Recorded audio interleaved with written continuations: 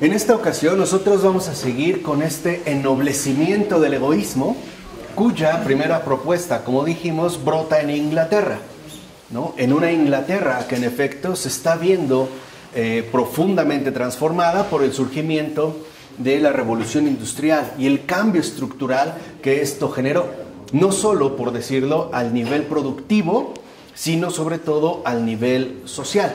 Y por ende, ¿no?, los economistas serán aquellos que tomen la delantera para establecer una ruptura tajante entre negocios y moral, ¿no? Y por ende, tratar de convencernos de que el egoísmo no tiene una connotación moral, sino que al contrario puede ser un motor muy noble, incluso para el desarrollo social.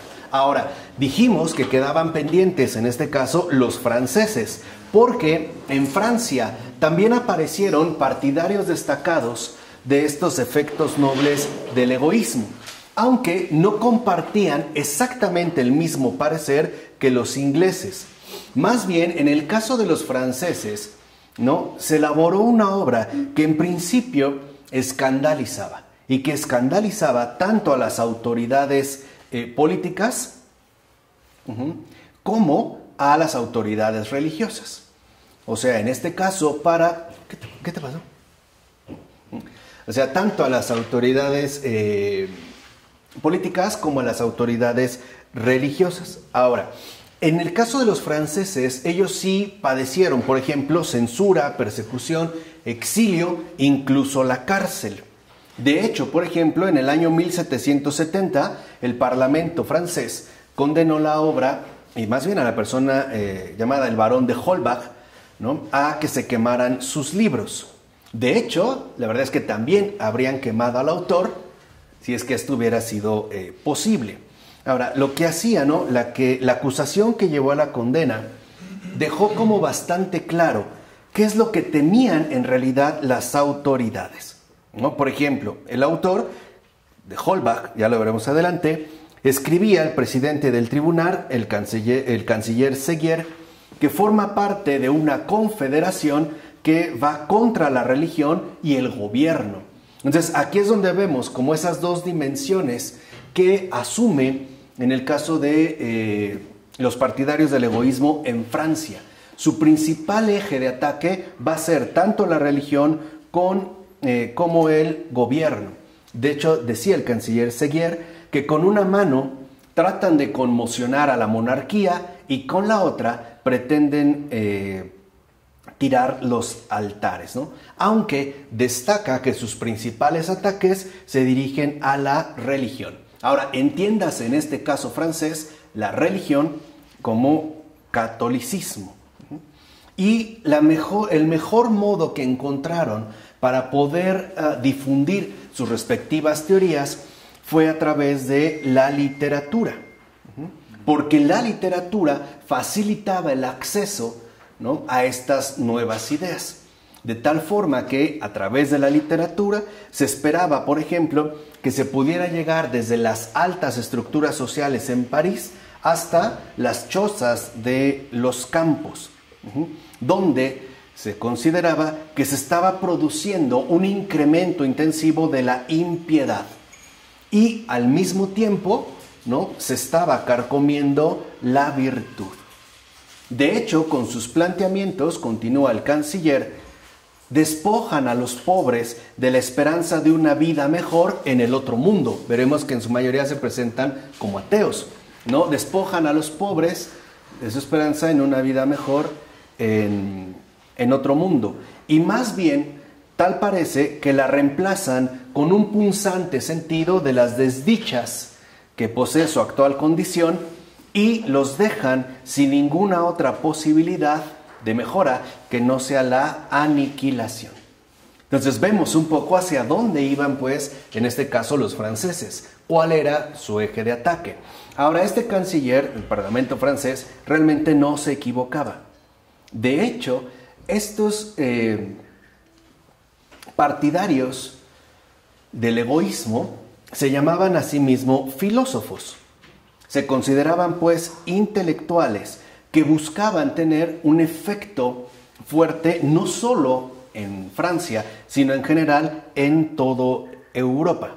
Además, estaban de acuerdo entre ellos, aunque sus planteamientos podían tener diferencias especiales, pero estaban de acuerdo todos en autodenominarse ilustrados, y que además la difusión de la luz, o sea, del saber originario, es lo que conduciría al fin del antiguo régimen. Entonces, ese es el propósito: acabar con un régimen establecido y dar comienzo a uno nuevo, basado en los postulados, en este caso, de la Ilustración. Ahora, lo menos que esperaban con sus propuestas es que hubiera reformas profundas en las estructuras, tanto de las autoridades eclesiásticas como de las autoridades estatales. Eso es lo menos que esperaban. Es más, apuntaban en todo caso a su extinción. O sea, que ya no hubiera poder gubernamental, ¿no?, identificado en Francia con la monarquía, y que tampoco hubiera autoridad eclesiástica, o sea, Iglesia Católica, que de hecho ellos van a retratar de manera incisiva como estructuras corruptas, ineficaces y sobre todo opresoras. Y que ellos consideran, ¿no?, que estas cualidades no solo se presentarían en su propio país, Francia, sino que sería algo común a toda Europa. Por ello, básicamente estos partidarios ilustrados van a reelaborar la economía, la historia, la psicología, lo mismo que la filosofía, la moral, la política, para apoyar sus teorías. Y en particular, como yo les comenté, para poder propagar sus teorías se van a valer del ámbito literario. Por ejemplo, escribían poesía, teatro, novela y cuento, así como obras más teóricas, digamos más sistemáticas, para difundir sus opiniones. ¿Cuál es la obra magna de estos filósofos? Lo que nosotros conocemos como enciclopedia. Esa es su obra. Y el propósito fundamental de la enciclopedia es todo lo que acabamos de mencionar. De hecho, uno de los propósitos centrales de la enciclopedia era erradicar como fuente de autoridad moral a la Biblia de los propios hogares, de tal manera que en su lugar uno más bien tuviera una enciclopedia, ¿no?, cosa que hasta hace poco se seguía manteniendo. Ahora, esta enciclopedia fue editada tanto por Diderot como por D'Alembert entre 1751 y 1772. O sea, estamos hablando más o menos de 21 años de edición de la enciclopedia. Y de hecho, la publicación, ¿no?, fue prohibida por el gobierno francés durante varios años por parecerles algo demasiado peligroso. Ahora, el mayor publicista de este movimiento enciclopédico, ¿no?, de la enciclopedia, fue Voltaire. Ya ajustaremos cuentas con él en su momento, quien se tuvo que ir de Francia a Suiza para garantizar su seguridad personal. Y su opositor, al menos el más inteligente en el propio terreno francés, fue Jean-Jacques Rousseau, quien al principio se consideraba también un afiliado más de este grupo, pero posteriormente va a romper con ellos, no solo de forma teórica, es decir, con respecto a sus planteamientos, sino también en términos personales. Ahora, vamos aquí a tratar, al menos en principio, a dos pensadores que van a ver en el egoísmo, como tal, la única esperanza para originar la felicidad humana. Entonces, vean, en estos dos pensadores franceses, el egoísmo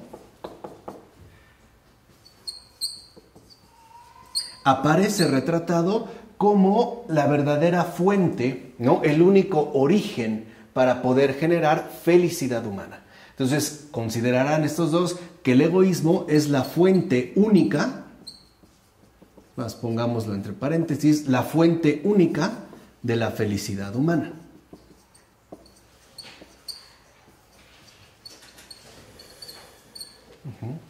O sea, están siguiendo esta misma línea que en Inglaterra ya había dado comienzo, y tratar ahora de hacer del egoísmo esa estructura fundacional de las sociedades avanzadas. Y se trata de dos. Por un lado, el Vetius, que será como el moralista más sistemático, más completo de estos filósofos, y Paul-Henri Varron de Holbach, que será no el más sistemático, pero sí el más prolífico. De hecho, recientemente se están como editando las obras de estos pensadores y que en efecto aparecen en una colección dedicada particularmente a pensadores ateos, que como sabemos, ¿no?, tiene que ver con los defensores del egoísmo. Ahora, comencemos pues por Helvétius. En primer lugar tenemos a Helvétius, cuya vida transcurre de 1715, ya estamos aquí, ¿no?, en el pleno siglo XVIII, a 1771. Y Helvétius va a escribir una obra que es como su obra fundamental, titulada Del Espíritu, en el año 1758. Ahora, Helvétius escribe del Espíritu, que es un estudio general acerca de la mente o el pensamiento, y cuya tesis central, en el caso de Helvétius, en esta obra del Espíritu, es que la sensación es el origen de todos nuestros pensamientos. Quiere decir que en todo caso se trata de un materialista. Y a partir de aquí, Helvétius va a sostener que juzgar solo es sentir. O sea, la sensación es la fuente única de todos nuestros pensamientos. Y que por lo tanto no es necesaria un alma activa para explicar los contenidos de la mente. Entonces, uno de los pasos fundamentales en el caso de Helvétius es la anulación del alma, que como ya vimos la clase anterior, ya sabemos los enormes efectos, ¿no?, los terribles efectos que esto va a producir. Pero en primer lugar, dice Helvétius, no se necesita ningún tipo de alma activa para poder explicar nuestra mente, nuestros pensamientos, etc. Y dirá que el egoísmo, si se radica el alma, como dijimos, si lo entendimos en la clase anterior, como apertura, como digamos, esta confirmación fundamental de nuestra esencia, en este caso, por supuesto, humana. Entonces, si se niega esta esencia, lo que va a tomar su lugar es el egoísmo. Y va a decir Helvétius que en efecto el egoísmo es lo único que rige nuestras acciones y es la causa única de todas nuestras valoraciones acerca de lo que hacemos y de lo que pensamos. Esa es su tesis. O sea, la única causa de todo lo que hacemos y pensamos, dice Helvétius, está basada en el egoísmo. Entonces, la anulación del alma, dijimos, ¿no?, en tanto esta esencialidad propia que poseemos en tanto criaturas, es decir, esta apertura, esta relacionalidad, y se anula, pues la anulación del alma va a conducir a la entronización del egoísmo, que sería la única causa tanto de lo que hacemos como de lo que pensamos. De acuerdo con Helvétius, esto se encuentra en el egoísmo. Ahora, uno de los postulados que establece Helvétius y que en general es un cometido compartido por los ilustrados es apelar a la educación. ¿Por qué? Porque los ilustrados considerarán que la educación es el mejor modo de entrenar a los hombres, es decir, de dominar a la gente. La educación se transforma a partir de entonces en un adiestramiento programado. Ya la escuela, la educación, el proyecto educativo ya no coincide, por ejemplo, con ennoblecer las almas, sino con alinearlos a los partidarios del egoísmo. O sea, la educación, pues, es un programa de entrenamiento, ¿no? ¿Por qué? Porque Helvétius, lo mismo que los ilustrados, verán en la educación ese medio especialmente poderoso para poder influir en los demás seres humanos. Entonces, el egoísmo, que es la causa única de lo que hacemos y de lo que pensamos, pues tiene que ser finalmente, ¿no?, transmitido por medio de un programa educativo. El egoísmo se convierte en un programa educativo. Y esto se sigue manteniendo, ¿eh? Esto no se ha movido. O sea, el hecho de que somos supuestamente educados para ver siempre por nuestro propio provecho, para olvidarnos del prójimo y finalmente incluso para ser consumidores voraces sin detenernos a pensar realmente a dónde conduce todo ello. De tal manera que para darle fuerza al egoísmo en tanto programa educativo, Helvétius va a sostener que la mayor fuente de miseria para millones de seres humanos es la ignorancia. Y esa es otra de las grandes estrategias de los ilustrados.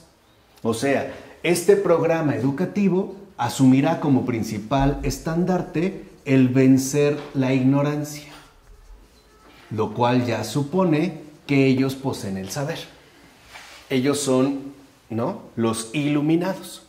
Tienen, de hecho, ¿no?, este proyecto, como lo mencionamos, ¿no?, el llevar esa luz del saber, ¿no? Ellos quieren transmitir al mundo la luz. Y sí es cierto, sí tenía la luz, pero es la luz de Lucifer. Estos son luciferinos. Es esa luz, ¿no?, la que propagaron alrededor de el mundo. Ahora, si es la ignorancia, entonces lo que aquí va a decir, por ejemplo, Helvétius, es que la gente en general padece esta desdicha. O sea, está más bien subyugada por la ignorancia, que es lo que aprovechan tanto los políticos como los religiosos para subyugarla. Ese es un planteamiento también, ¿no?, típicamente ilustrado. El mantener en ignorancia a las masas para que no se rebelen y entonces no busquen, ¿no?, o no adquieran el deseo de alcanzar su verdadera felicidad. De hecho, los ilustrados son los que van a establecer este contraste entre la luz del saber enciclopédico, ¿no?, que ellos han elaborado, y las tinieblas que trae consigo la religión, en particular esa oscura Iglesia Católica, ¿no?, más esa oscura corrupción política. Entonces ellos empiezan a hablar de que el populacho, el vulgo en general, no es más que una masa ignorante que explotan los que sacan partido o beneficio de tal ignorancia. Ahora, a partir de aquí, Helvétius, si lo vemos, está haciendo una denuncia de esta ignorancia dominante, ¿no?, que utilizan los otros para explotarlos, y va a hablar de un aspecto que sí es como fundamental, y es el hecho de los hábitos que han dado forma a, digamos, como a la nueva sociedad que ya se está gestando en pleno siglo XVIII. No olvidemos que lo que llamamos, por ejemplo, revolución industrial, más o menos surge en Inglaterra de 1750 a 1850, más o menos. Pero esto trajo también una transformación profunda en la articulación de la vida social y por ende también en la articulación de los hábitos de las personas que conforman esta sociedad. Helvétius, bajo este trasfondo, va a denunciar sobre todo a los defensores del lujo. ¿Por qué? Porque Helvétius considera que estos defensores del lujo en realidad solo propagan los hábitos de los pudientes.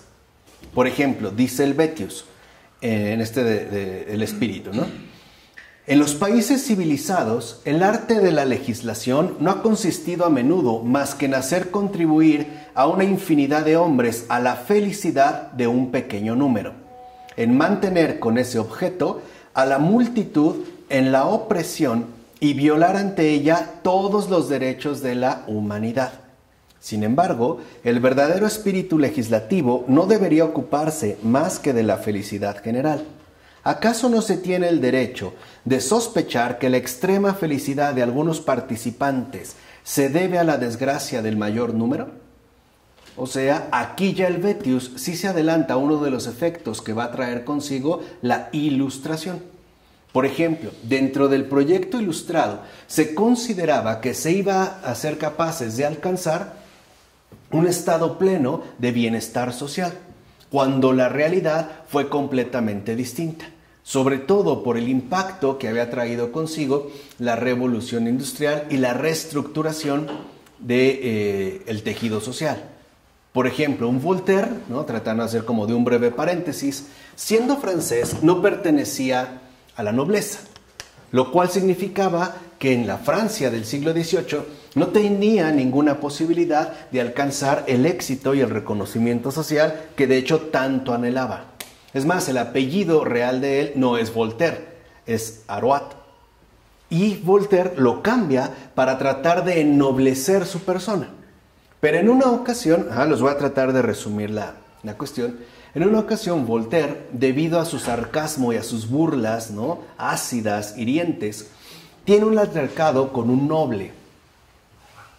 Pero este altercado no se puede resolver de manera directa, puesto que el noble no se va a rebajar, ¿no?, a pelear con alguien de inferior categoría. Lo que hace es mandar a sus lacayos a que le den una golpiza. Y en efecto le dan una golpiza a Voltaire. Voltaire, con la humillación recibida y el desprestigio, puesto que ahora menos iba a ser aceptado en las clases sociales, se va a Inglaterra, ¿no?, en una especie de exilio. En Francia está perdido. Y cuando llega a Inglaterra, más o menos en 1750, para que en el contexto, Voltaire dice que hizo un gran descubrimiento. La sociedad inglesa no está para nada basada en el modelo francés de articulación social. Se trata de otra cosa por completo distinta. Según Voltaire, si en Francia hay conflictos entre católicos y no católicos, entre protestantes, etc., en Inglaterra estas dificultades se han superado debido sobre todo a la aparición de un espacio de socialización espléndido, la bolsa. O sea, los incipientes mercados financieros. Dice Voltaire, ahí se pueden reunir judíos, católicos, musulmanes a hacer negocios sin que su respectiva profesión religiosa se los impida.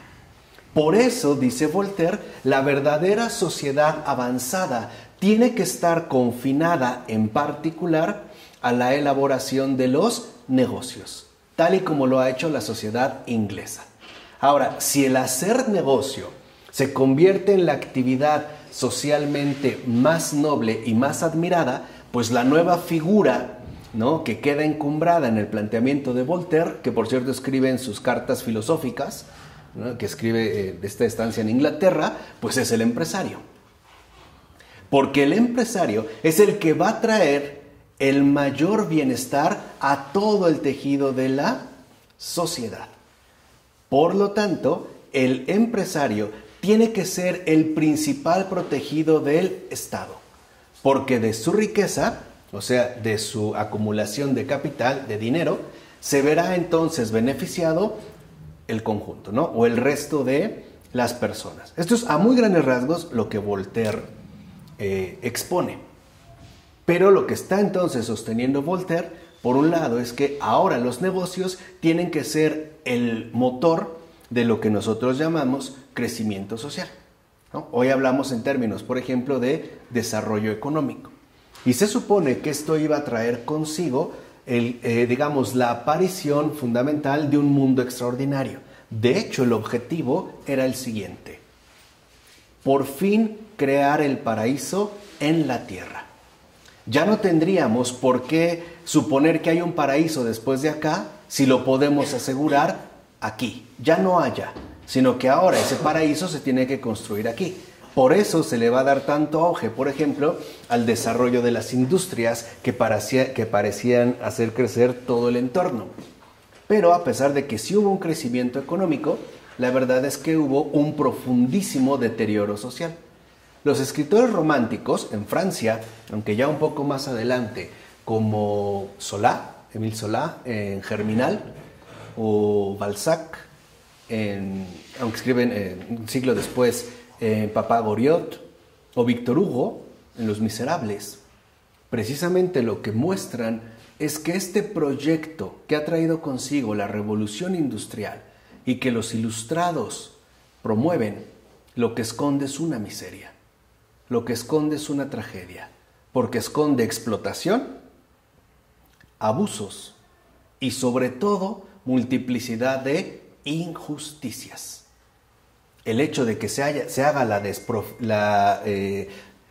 la apropiación de la fuerza de trabajo implicará incluso, ¿no?, daños profundos a la estructura habitual de la familia. Por ejemplo, antes de la Revolución Industrial, si una mujer es costurera, trabaja en casa y desde casa, no trabaja para alguien. Ella hace la costura y por lo tanto distribuye el tiempo como ella prefiera. Y lo que produce lo puede llevar a vender, por ejemplo, en una plaza en particular. Pero eso significa que la costurera permanece en casa y además permanece con sus hijos. Y si el papá, por ejemplo, ¿no?, siembra en el campo, en las tierras que tiene en su finca, tampoco se desapega de la casa y puede consumir de lo que produce y vender la parte de los excedentes. Pero con la revolución industrial aparecen los fabricantes. Y los fabricantes lo que hacen es acaparar, ¿no?, la producción de las mercancías. Entonces la costurera ya no puede vender por su propia cuenta. De hecho, si quiere trabajar, tiene que trabajar para el fabricante. Él es el que se va a apropiar de las fuerzas productivas, porque si no, no tiene otra manera de poder ofrecer sus productos. Entonces lo que ahora aparece es esa figura particular del llamado proletariado, o sea, del trabajador asalariado, pero que sí va a padecer injusticias bien dramáticas. Lean a Solá, lean por ejemplo a Germinal. Y serán ante estas injusticias, por lo cual se comprende que en el siglo XIX se considere que el comunismo y el anarquismo son las respuestas no únicas para poder solventar tanta desdicha, es decir, para poder salir de tanta miseria. Ahora, dentro de este ejemplo lo que vemos es que en efecto Helvétius se va a aliar de esta forma, ¿no?, y intentará a través de un proyecto educativo basado en el egoísmo vencer la ignorancia y por lo tanto promover el avance también del mundo entero en torno al egoísmo, como si se tratara ya no solo de una gran revolución industrial, sino una gran revolución, en este caso, ilustrada, que además, como dice Helvétius, ha traído consigo, eso sí, la exaltación del lujo. ¿Por qué? Porque con la revolución industrial se amasaron enormes fortunas y aparecieron precisamente, ¿no?, exaltados o encumbrados los burgueses, que con la Revolución Francesa se hicieron con el poder, ¿no? Aniquilan la monarquía y no solo van a tener ya el poder político, sino también el poder económico, y cuyas vidas empiezan a mostrar los excesos de lujo, que es justo de lo que aquí Helvétius está mencionando. Ahora, esto significa que bajo todos estos factores, lo que va a aparecer en el centro de todo es el interés. ¿Se acuerdan cuando hablamos la ocasión anterior de Adam Smith? Aparece el interés. O sea, todos nos movemos por propio interés. O sea, por obtener el máximo beneficio posible, que era el modelo económico que había implementado, en este caso, Adam Smith, ¿no? El beneficio propio. O sea, pensamos y actuamos como si fuésemos hombres de negocios. Ahora, lo importante, dice Helvétius, no es que nos movamos por el interés, sino en qué fines específicos hallamos nuestro interés. O sea, el problema no es que seamos egoístas, sino qué fines son los que nosotros perseguimos. Dice Helvétius, el hombre humano es aquel para quien el espectáculo de la desgracia de otro es insoportable y que para librarse de ese espectáculo se siente obligado, por así decir, a ayudar al desgraciado. El hombre inhumano es aquel para quien el espectáculo de la miseria de otro es un espectáculo agradable. Entonces, aquí lo que vemos es que Helvétius utiliza una estrategia muy particular para ennoblecer el egoísmo. Por ejemplo, dice que el humano es aquel, ¿no?, que el espectáculo de la miseria ajena, ¿no?, le conduce a no pasarlo por alto. Es decir, como que se siente obligado a ayudar al necesitado. Pero dice Helvétius, lo hace por propio interés. O sea, por quitarse de encima ese malestar. Entonces el problema no es que sea egoísta, sino el fin en el cual se va a determinar ese interés. Ahora, de tal manera que entonces para el Vetius, y esta es la gran diferencia con respecto a los ingleses, hay un pensamiento del nuevo egoísmo que hará tendrá una influencia bastante profunda en las cuestiones de la ética. Porque ahora resulta que el egoísmo es justo lo que ennoblece todo nuestro mundo ordinario. Todo dependerá de los fines en los cuales lo apliquemos. De hecho, por ejemplo, el Vetius no piensa que vivamos en un mundo ordenado divinamente, en el que la providencia oculta de Dios o las recompensas celestiales hagan que cada uno de nosotros obre en esta vida por el interés de todos. Más bien piensa, por el contrario, que es de nosotros de quienes depende el transformar nuestro mundo social. Y esta transformación se reduce a lo siguiente: que sea nuestro egoísmo el que nos lleve a preocuparnos por la felicidad de los demás. ¿Se dan cuenta ahora el cambio? O sea, el eje fundamental ahora de la moral y por ende del tejido social es el egoísmo. Es el que nos tiene que llevar a transformar nuestro mundo a través de la preocupación por los demás. Y expone su idea, de hecho, de una manera bastante sencilla. Dice el Vetius que hay un significado esencial del término virtud, que simple y sencillamente significa el deseo de felicidad de los hombres. Ahora dice él, como quizá el grupo más amplio por el que podemos empezar a interesarnos es el propio país, entonces lo primero que tenemos que hacer es enfocar todo nuestro egoísmo en el mejoramiento de nuestra propia nación. O sea, el egoísmo, el que nos concentremos en nosotros, es lo que hará crecer nuestra nación. O sea, un poco a la manera de Trump, ¿no? En pocas palabras, para que se entienda, ¿no? Lo que aquí se propone. Eso te quedó bien.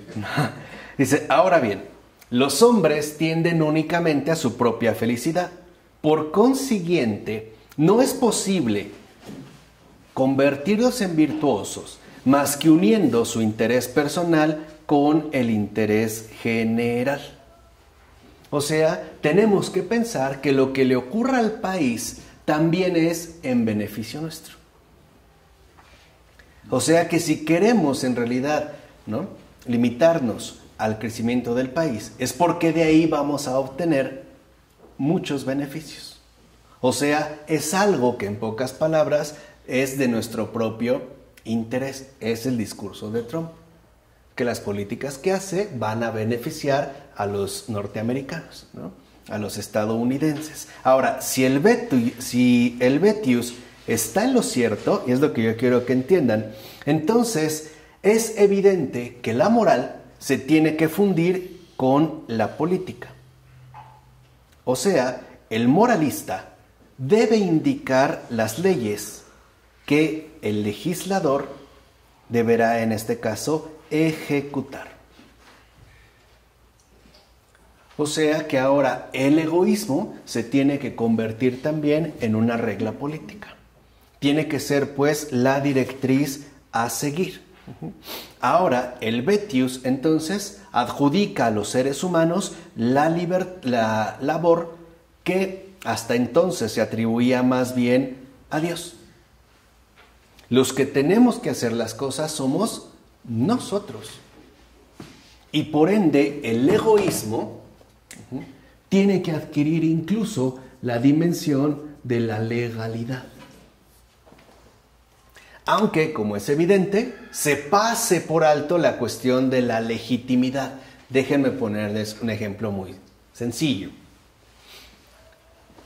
Si una persona le paga a otra para que haga fila para entrar a un evento, ¿está cometiendo un delito? No, está en el ámbito de la legalidad, pero está atentando contra la legitimidad. ¿Por qué? Porque lo que eso indica es que podemos evadirnos responsabilidades si lo hacemos a través de un intercambio monetario. ¿Es legal? Sí, pero no es legítimo, porque apunta a una corrupción moral. ¿Se entiende? Entonces aquí lo que hace el Helvetius es hacer que el egoísmo, en efecto, adquiera ya las dimensiones propias de la legalidad. Y por eso el Helvetius no se va a quedar a medio camino, sino que va a considerar que los hombres tienden a mantener lealtades a pequeños grupos. Como estas lealtades los lleva a establecer intereses opuestos a las de todos, pues entonces hay que encauzarlos por un interés común. ¿Cuál es este interés común? La nación.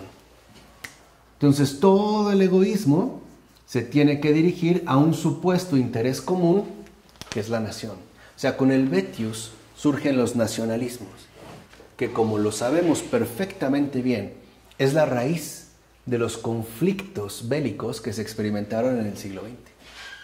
Franceses contra alemanes, alemanes contra todo el mundo, franceses contra japoneses, japoneses contra tantos, y todos, en efecto, basados en que lo están haciendo por un interés, que están defendiendo algo que en efecto les conviene.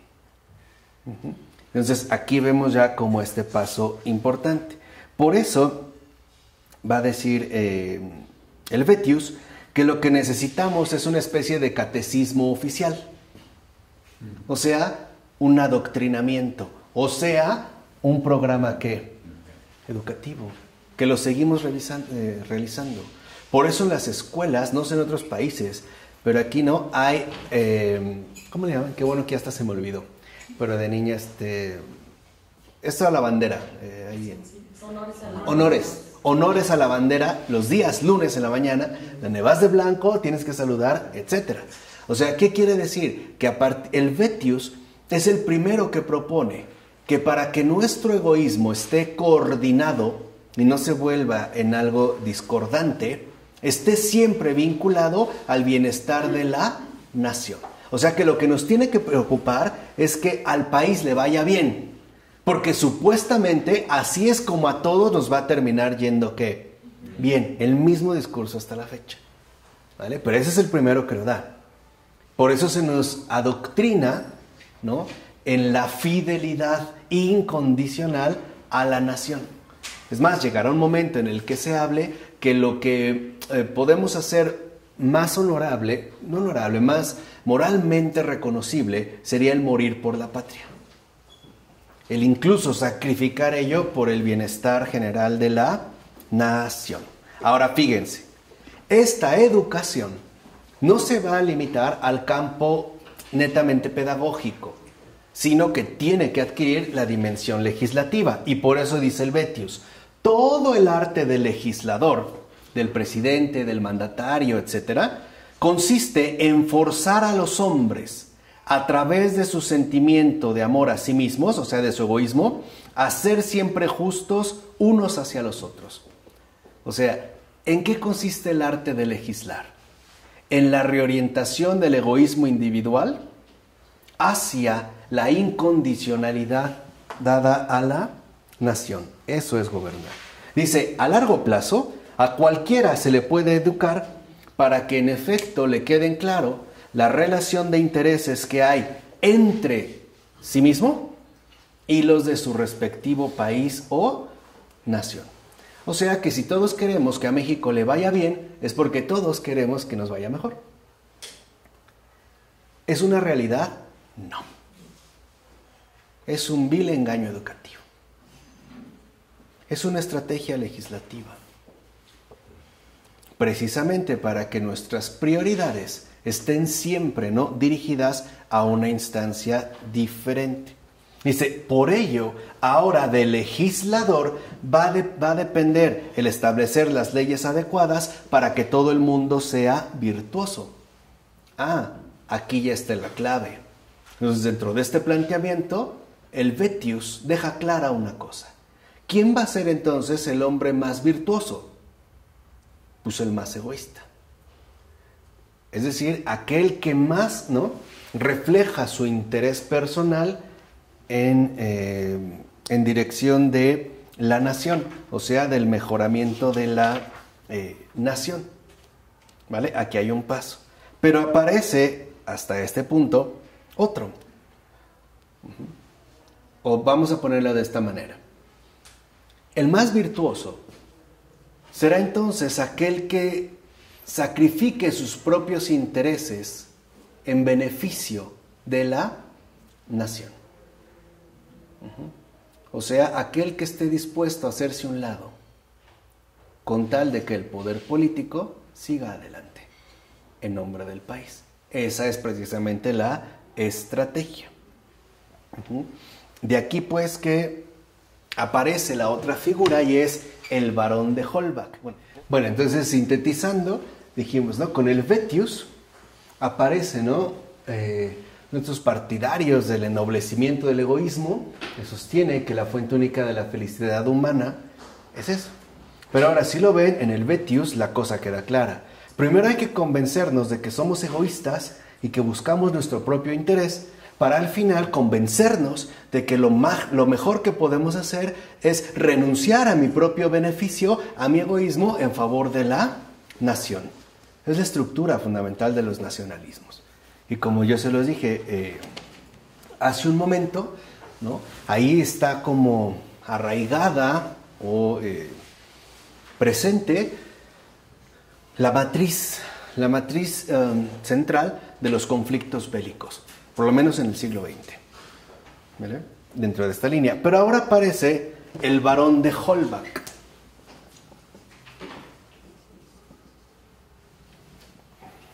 Déjame ver dónde va la apóstrofe.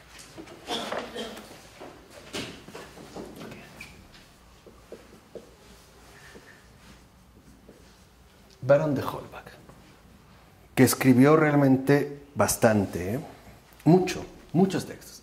De él se han editado recientemente varios y considerado como uno de los más temibles ateos. De hecho, escribe un libro que se llama La historia verdadera de Jesucristo, que como podemos saber no es otra cosa más que una tarugada escrita por un ilustrado, ¿no? Sin fundamentos, sin rigor histórico y diciendo los argumentos que nosotros simplemente ya sabemos, que es un invento, fue un gran iluminado, pero no verdadero Dios, o sea, nada realmente novedoso, ¿no? O por lo menos ni siquiera interesante. Pero bueno, de Holbach, ¿no? Va a tener como propósito atacar por todos los flancos posibles a la religión establecida. O sea, su objetivo de ataque es la Iglesia Católica. Y lo va a buscar hacer por todos los flancos posibles. Y además, su otro objetivo es defender una moral enteramente secular. Para ello va a escribir, por ejemplo, en el año 1770, por cierto, de Holbach, déjenme regresarme un poquito, su vida transcurre de 1732 a 1789, justo el año de la Revolución Francesa.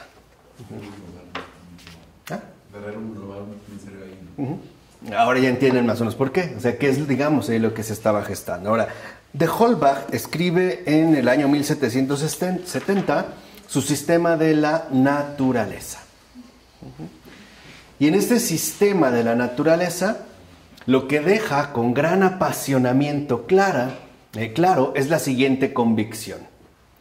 La política y la religión no son más que tiranías despóticas que se apoyan unas a otras. Esa es como su tesis más fuerte, ¿no? Dice, y si ambas sobreviven, o sea, entiéndase, la monarquía o el poder monárquico francés y la Iglesia Católica es únicamente por desconocer la naturaleza, la verdad sobre la naturaleza y sobre el hombre. O sea, aparece el otro factor también muy, ¿no? Mencionado en el caso de los ilustrados, que es la ignorancia. O sea, si todavía estamos sometidos por la tiranía política y religiosa, es porque seguimos siendo ignorantes. Es decir, porque ignoramos la verdad sobre la naturaleza y sobre el hombre. Por eso él va a intentar difundir lo que él vio que era la luz del saber, otro luciferino. O sea, que es esta luz la que por fin nos va a liberar. Ahora, los primeros, dice Holbach, los primeros legisladores inventaron la religión para mantener dócil a la gente. ¿No les parecen estos comentarios como muy habituales? ¿No? O sea, es un invento, ¿no? En pocas palabras, la religión no es más que el instrumento utilizado por la tiranía política para mantener dócil a la gente. Y dice de Holbach, yo no sé dónde carajo lo saca, pero es que en serio, de verdad, si los ilustrados algo tienen, o sea, no tienen ni el más mínimo sentido histórico. En serio, o sea, no tienen sentido histórico. Carecen por completo, aparte, de rigor histórico. O sea, y al no tener esas bases, pues tampoco tienen realmente un rigor intelectual. Se dejan llevar más por planteamientos que nos resulten llamativos o sorprendentes que por su verdadera fundamentación que posean. Ahora dice, según de Holbach, esa práctica aún continúa. Dice, pero los gobernantes, asimismo, no menos que los súbditos, son víctimas del prejuicio y de la ignorancia. O sea, tanto, ¿no?, los unos religiosos como los otros políticos están mal, porque ambos sacrifican la felicidad innecesariamente. De hecho, va a decir de Holbach, el objetivo de la moralidad es hacer que los hombres se enteren de que su gran conveniencia exige que practiquen la virtud. Y la finalidad del gobierno consiste en que la practiquen. Por eso, para de Holbach, es tan importante resaltar la idea de orden. Aquí se va a establecer, en este caso, esta idea de orden. ¿Qué es el orden para de Holbach? La armonía que encontramos cuando las partes de un todo concurren a un solo fin. O sea que el orden es que todos estemos orientados hacia un único fin. En el Vetius, ¿recuerdan? ¿Este fin cómo se llamaba? Nación. ¿No? Todo se encubre a partir del término de la nación. Ahora, este fin, dice de Holbach, es la armonía de voluntades.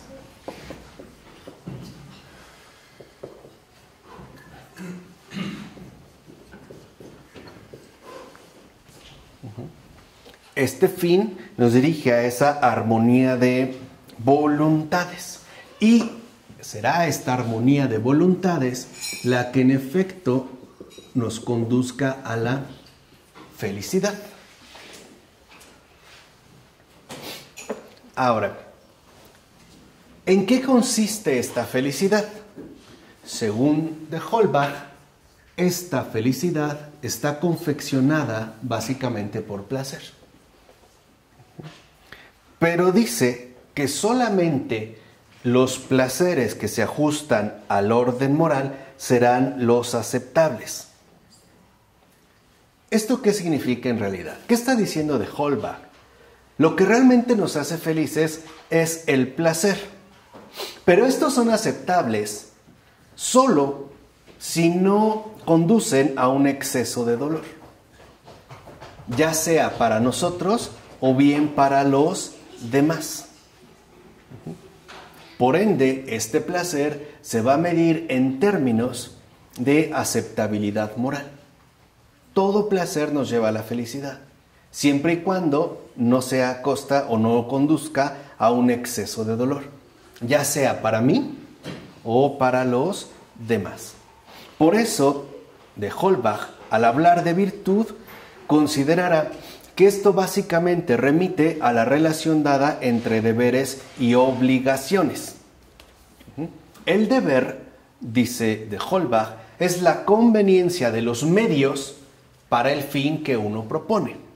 O sea, nuestro deber es alcanzar el fin que nos proponemos, la felicidad, el placer, a través de los medios adecuados. Mientras que la obligación moral es la necesidad de hacer o evitar ciertas acciones a la vista del bienestar que buscamos en la sociedad.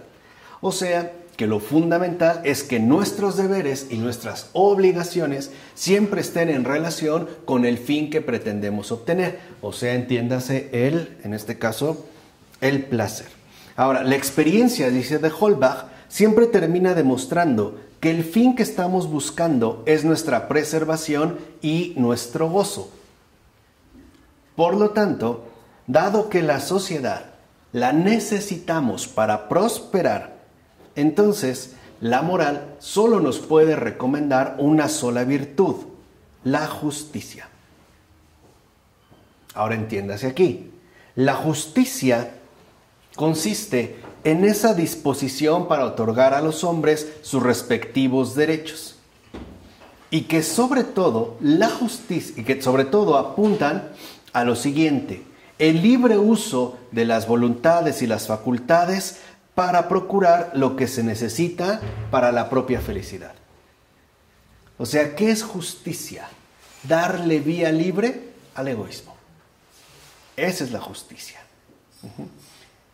El libre uso de la voluntad y de la facultad para procurar lo que se necesita para la propia felicidad. O sea, la justicia consiste en que no nos pongan límites ni restricciones a la obtención de nuestro respectivo placer. O sea, es la preservación del egoísmo. Por eso ahora el placer va a estar ligado a la justicia. O sea, que nos dejen hacer lo que queramos. Si lo ven, ¿no? Se está vinculando también con el ámbito, en este caso, político. De ahí que sea injusto, dice de Holbach, la limitación en la obtención de nuestra felicidad. El problema, entonces, es que la religión y la política ponen límites.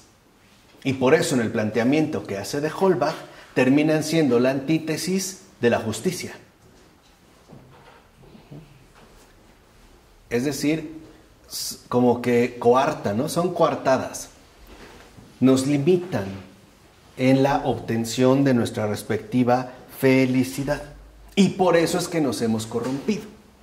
O sea, la religión y el poder político nos han corrompido, puesto que han instaurado trabas o limitaciones a la obtención de nuestra respectiva felicidad, es decir, de nuestro respectivo placer. Y por eso es que han preferido hacernos ciegos e insensatos. Ahora, la culpa de todo esto, según de Holbach, está en la religión. Porque de Holbach sostiene que la religión tiene un efecto desastroso sobre la moralidad porque esta religión se centra en una versión burda del voluntarismo.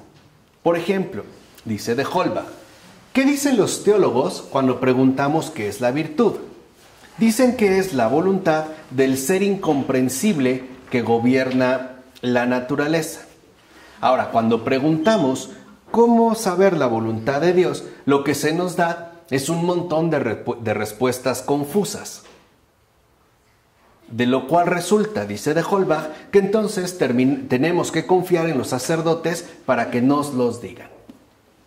O sea, quedamos sometidos, ¿no?, a los caprichos de la imaginación. De tal forma que entonces la verdadera culpable es la religión. Y la naturaleza dice al hombre, despotrica de Holbach, eres libre. Eres libre. No tienes por qué tener limitaciones en la obtención de tu felicidad. Haz lo que quieras, eso es justicia. Y cuando alguien pretenda ponerte algún límite a la consecución de tu felicidad, mándalo al carajo, porque eso es injusticia. Si tú quieres, por ejemplo, obtener placer al momento de andar con muchas personas, pero alguien te limita con ello, por ejemplo, diciéndote que estás en pecado, no escuches esa injusticia. O si alguien te quiere poner una multa, ¿no?, por cometer tal cosa, no lo escuches. Tú eres libre y tienes que seguir con la obtención de tu respectiva felicidad, porque ninguna potencia sobre la tierra puede legítimamente privarte sobre tus derechos. Es decir, ahora el derecho fundamental se le adjudica al egoísmo. Todo lo que se vuelve intocable es tu egoísmo. Ese ya no se puede tocar. En eso va a girar todo lo demás.